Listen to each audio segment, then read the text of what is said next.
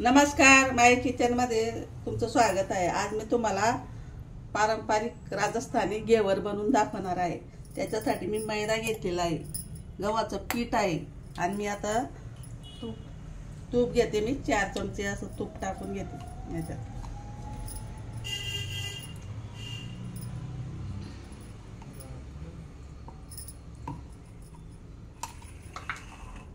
आणि इथं मी रबडी बनवायला घेतलेली। तर ही रबडी बनवते। दूध घेतलेलं आहे आणि रबडी बनवते आता। तर हे बर्फाचे खडे घ्यायचे आणि यात तुपाला आहे ना चांगलं फेटून घ्यायचं।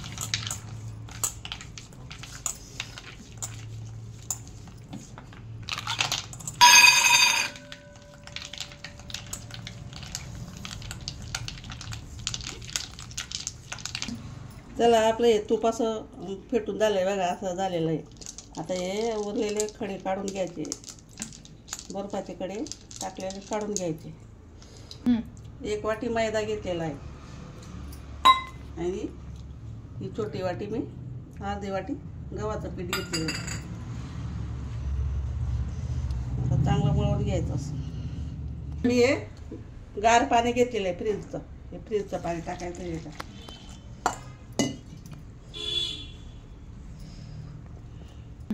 चला, आता याला मिक्सरमध्ये काढून घ्यायचं आहे, आपल्याला मिक्सर करून घ्यायचं। त्याच्यात मी 1 चमचा बेसन पीठ टाकणार आहे।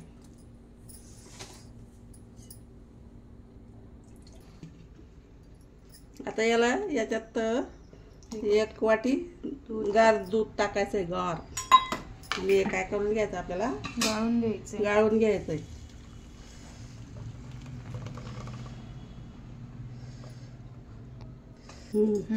आता पूर्ण पातळ करायचं आहे त्याला। हे बघा,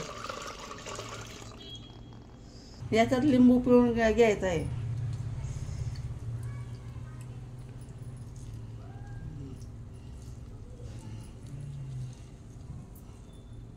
आता आपलं घी पण असं गरमच पाहिजे ना आपल्याला, आणि हे पण तयार झालेलं आहे बघा। आणि खालते मी आहे ना बर्फचं हे ठेवलेलं आहे, असं गारच लागतं याला।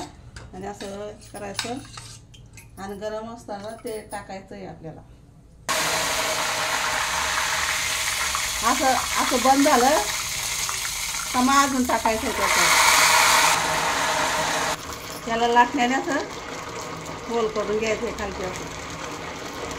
हा आपला घेवर तयार झालेला आहे बघा, किती मस्त जाळी आलेली आहे।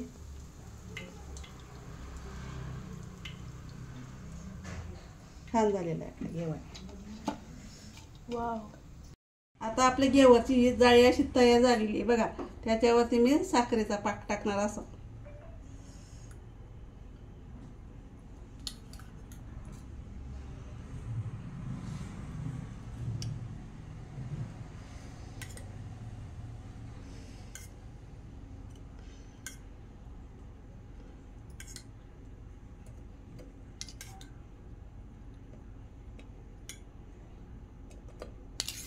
आणि आता ही मी रबडी केलेली होती, आता त्याच्यावरती मी रबडी टाकणार आहे असं।